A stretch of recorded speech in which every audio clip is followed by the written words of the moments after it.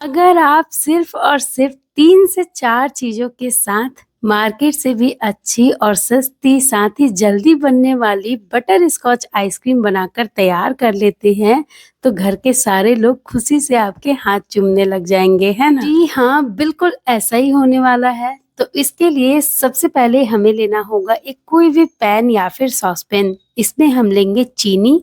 चीनी यहाँ पर चम्मच से मैं 2 चम्मच ली हूँ, काफ़ी बड़े साइज़ का चम्मच है।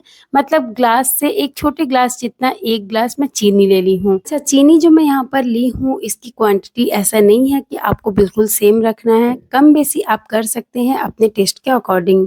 इसके बाद अब यहाँ पर मैं ली हूँ काजू और बादाम, तो 6-7 यहाँ पर काजू ली हूँ और उतने ही बादाम भी ली हूँ। इसकी क्वांटिटी भी आप कम-बेशी कर सकते हैं या फिर सिर्फ़ काजू के साथ इसे बना सकते हैं या फिर सिर्फ़ बादाम के साथ भी बना सकते हैं। तो इसे हमें कट करना है या फिर आप इस तरह से इसे कूट लीजिए। इसको बिल्कुल छोटे-छोटे टुकड़ों में हमें तोड़ लेना है। अब यहाँ पर जो बड़े टुकड़े रह गए हैं बादाम के, उसको मैं दोबारा से कूट कर छोटे टुकड़ों में कर ली हूँ। तो सारी चीज़ें तैयार हो गई हैं। अब हम चलते हैं गैस की तरफ। गैस मैं पहले ही ऑन कर दी थी और फ्लेम को बिल्कुल लो रखी थी।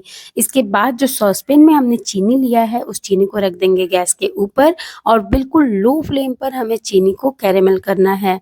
मतलब चीनी को हमें बिल्कुल लो फ्लेम पर पिघलाना है।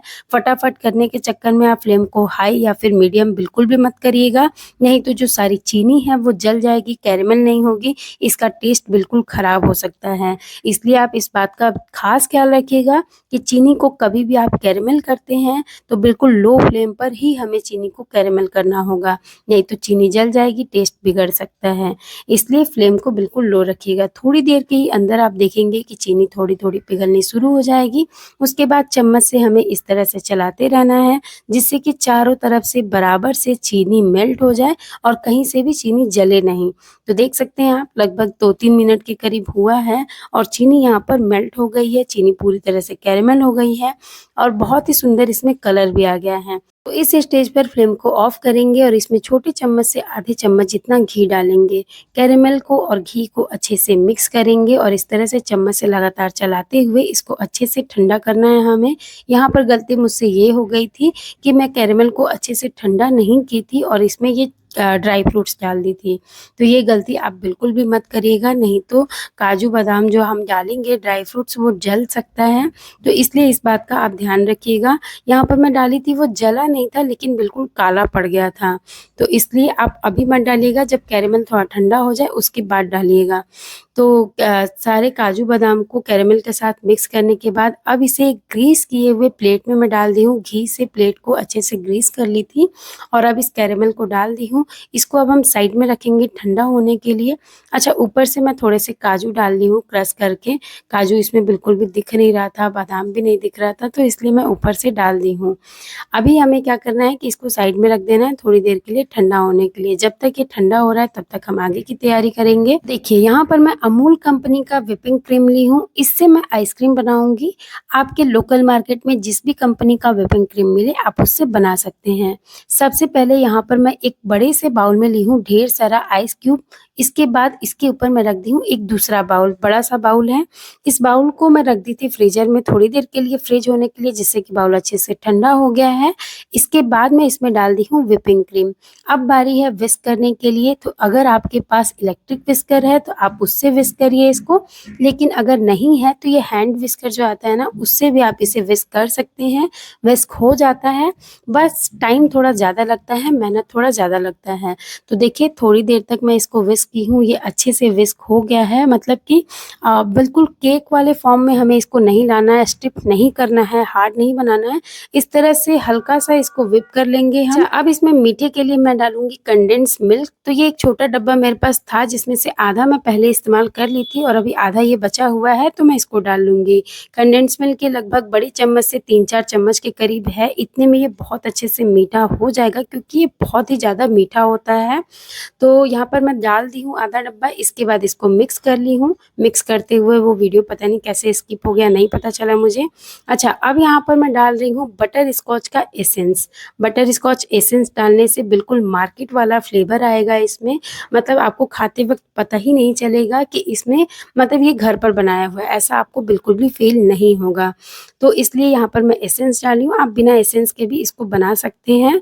तो एसेंस डालकर सारी चीज़ों को अच्छे से यहाँ पर मैं मिक्स कर ली हूँ। अब इसे मैं उठाकर रख दूँगी थोड़ी देर के लिए फ्रिज में। जब तक हम ये सारी तैयारियाँ कर रहे थे, तब तक हमने जो प्लेट में कैरेमल की हुई चीनी को फैलाई थी, वो भी अच्छे से ठंडा हो गया है और प्लेट को अपने आप ये छोड़ दिया है, क्योंकि हमने इसमें घी को ग्रीस किया था ना, इसलिए ये अपने आप निकल गया है। तो अब हमें क्या करना है ना कि इसको इस तरह से रफली तोड़ लेना है। इसके बाद इसको हम बिल्कुल छोटे-छोटे टुकड़ों में क्रश करेंगे। इसके लिए हमने एक प्लास्टिक में ये सारे जो कैरेमल की हुई चिक्की है इसको डालेंगे और इसको इस तरह से किसी भी बेलन वगैरह से, या फिर अगर आपके पास इस तरह का कुछ है तो आप उसको इससे तोड़ लीजिए और बिल्कुल छोटे टुकड़ों में हम इसको तोड़ लेंगे। इसको हमाम दस्ता में वो जो कूटने वाला आता है ना, उससे इसको अच्छे से कूट ली हूँ और बहुत छोटे-छोटे टुकड़ों में ये टूट गया है, आप देख सकते हैं। तो बिल्कुल इसी तरह से हमें इसको कूटा-कूटा कर लेना है। इसके बाद जो हमने फ्रिज में रखा था व्हिपिंग क्रीम, इसको निकालेंगे और इसको अच्छे से मिक्स कर लेंगे। एक बार इसको मिक्स करना है। इसके बाद ये जो हमने चूरा बना के रखा था ना, ये कैरेमल की हुई चिक्की को, उसको हम इसमें थोड़ा बहुत डाल देंगे। देखिए इतना सा मैं इसमें डाल दी हूँ और अब व्हिपिंग क्रीम के साथ इसको अच्छे से मिक्स कर लेंगे। जब ये आइसक्रीम जम जाएगी ना और आप इसको खाएँगे तो इसमें ये जो चिक्की का क्रंच है वो आएगा मुँह में, बहुत ही ज़्यादा टेस्टी लगता है, बहुत ही ज़्यादा स्वादिष्ट लगता है। तो इसको मैं मिक्स कर ली हूँ। अब इसको मैं एक कंटेनर में डाल दूँगी। तो इस तरह का अगर आपके पास कोई कंटेनर है तो आप उसमें डाल लीजिए। ये मेरे पास आइसक्रीम का ही कंटेनर था, मार्केट में जो आइसक्रीम जिस कंटेनर में मिलता है ना, वही मेरे पास था, तो मैं उसी में इसको जमा ले रही हूँ। इस तरह से आप किसी भी कंटेनर या फिर टिफ़िन बॉक्स में इसको जमा सकते हैं, फ्रीज कर सकते हैं। अच्छा, अभी सारा व्हिपिंग क्रीम इस कंटेनर में डालने के बाद मैं ऊपर से थोड़ा-सा क्रश्ड किया हुआ ये चिक्की डाल दे रही हूँ, जिससे कि ये देखने में बहुत अच्छा लगेगा। साथ ही साथ अगर आप जब खाते हैं इसको और मुँह में ये चिक्की का क्रंच आता है ना, तो बहुत ही ज़्यादा टेस्टी लगता है। तो सारी चीज़ें यहाँ पर मैं डाल ली हूँ। अब इसका ढक्कन मैं बंद कर दूँगी। अच्छे से इसका ढक्कन बंद कर लेना है। अगर आपके पास इस तरह का कोई ढक्कन नहीं है तो आप इसके ऊपर ना फॉइल पेपर लगा दीजिए या फिर आप इसके ऊपर क्लिंग रैप लगा दीजिए, जिससे कि इसके अंदर आइस क्रिस्टल ना जमे। और इसके बाद इसको रात भर के लिए छोड़ दीजिए फ्रीज होने के लिए, या फिर आप इसे लगभग 7 से 8 घंटे के लिए तो रहने ही दीजिएगा फ्रिज में, जिससे कि ये अच्छे से जम जाए। अच्छा, मैंने इसे रात भर के लिए फ्रीजर में छोड़ दी थी, जिससे कि ये अच्छे से सेट हो गया है, आप देख सकते हैं। अच्छा, मैं कब से फ्रिज बोल रही थी, तो फ्रिज में बिल्कुल भी इसे मत रखिएगा, नहीं तो आइसक्रीम जमेगा ही नहीं। इसे फ्रीजर में रखना है, फ्रिज में बिल्कुल भी मत रखिएगा। अब आइसक्रीम यहाँ पर सेट हो गया है, इसे हम सर्व करते हैं। तो चम्मच से यहाँ पर मैं इसको निकाल रही हूँ, आप देख सकते हैं। जब मैं इसे निकाल रही हूँ तो आपको पता चल रहा होगा कि बिल्कुल मार्केट की तरह ये क्रीमी सा आइसक्रीम बनकर तैयार हुआ है। अगर आपके पास आइसक्रीम स्कूप है तो आप उससे निकालिए, देखने में और भी ज़्यादा सुंदर लगेगा। चम्मच से ये थोड़ा-सा टेढ़ा इधर-उधर कट जा रहा है, तो इसलिए ये थोड़ा-सा गड़बड़ दिख रहा है। वैसे बना बहुत ज़्यादा टेस्टी था, बहुत ज़्यादा स्वादिष्ट बना था। ऊपर से मैं थोड़ा-सा क्रश्ड चिक्की और डाल ली हूँ, जिससे कि और भी ज़्यादा टेस्टी लग रहा था। तो अब आप इस आइसक्रीम को बनाइए घर पर, बनाना बहुत आसान है, बहुत सस्ते में ये बन जाता है। सबसे बड़ी बात, आप किसी चीज़ को घर पर बनाते हैं तो उसका टेस्ट दोगुना हो जाता है, वो और भी ज़्यादा टेस्टी लगने लगता है। तो इसलिए आप इसे बनाइएगा ज़रूर, सभी को बहुत पसंद आएगा। अब अगर आपको ये मेरी रेसिपी थोड़ी-सी भी पसंद आई हो तो प्लीज़ वीडियो को लाइक करके चैनल को सब्सक्राइब ज़रूर करिएगा, साथ ही बेल आइकन भी ज़रूर प्रेस करिएगा।